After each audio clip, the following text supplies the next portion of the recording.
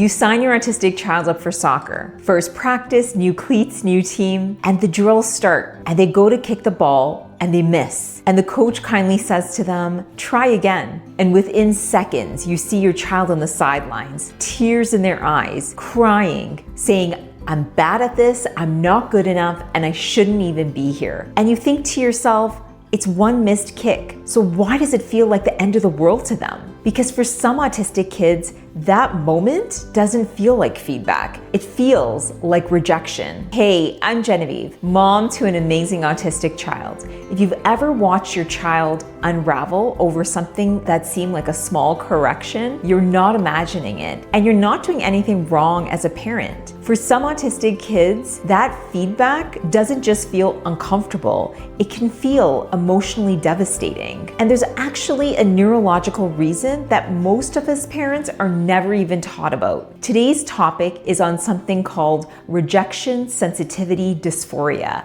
RSD. And once you understand it, a lot of your child's reactions will start to make sense.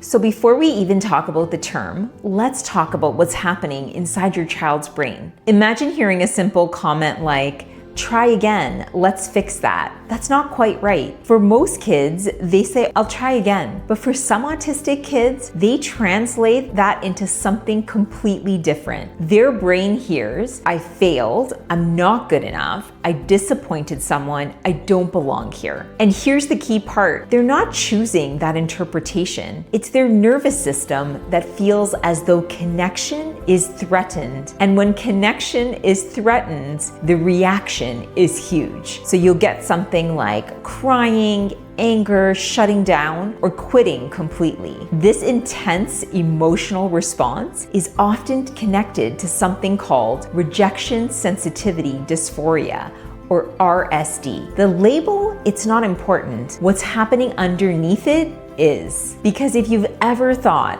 why does my child take everything so personally? This might just be the reason.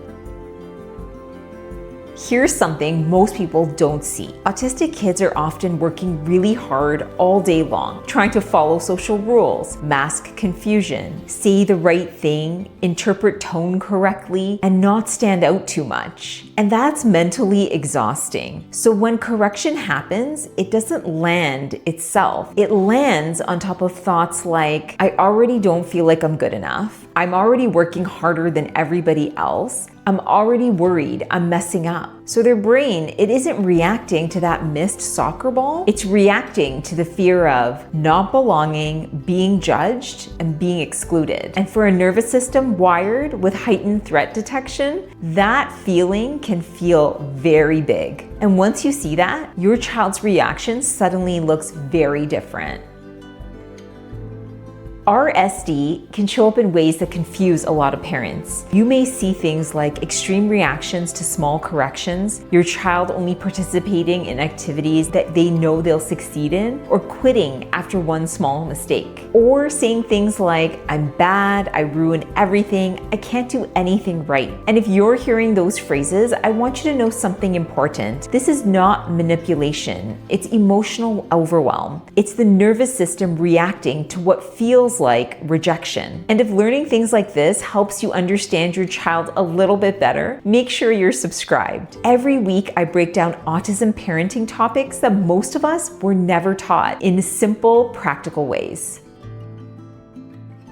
So what actually helps when a child experiences RSD? Here are 4 strategies that have made a huge difference for us. Number 1, separate correction from connection. Instead of saying, that's wrong, try, you're learning, let's do it together. This doesn't lower expectations, it lowers perceived threat. Connection first, correction second. Number 2, reduce constant micro corrections. Autistic kids are often receiving feedback all day long, from school, from therapy, from coaches. If the home becomes another place that they're being corrected, they're nervous system, it'll never get a break. So pick your battles. Let the small things go. Sometimes protecting their confidence matters more than fixing everything. Number 3, regulate before you teach. When your child is emotionally flooded, their brain isn't ready for learning. So that moment, it isn't for teaching. It's for calm, safety, co-regulation. Teaching works much better once your child's nervous system is settled down. Number 4, build emotional safety proactively. Try things like, you don't have to be perfect here. Mistakes don't change the way I feel about you, and you're safe here. When safety is repeated consistently, those big reactions will soften over time. When you understand RSD, your child's reactions start to make a lot more sense. They're not overreacting, they're protecting connection. And when you respond with safety over frustration, you're teaching your child's nervous system something very powerful, that correction doesn't mean rejection. If this video has helped you understand your child a little bit better, subscribe for weekly autism parenting videos. And just remember, you're not alone in this, and neither is your child. I'll see you next week on the Autism Parent Guide.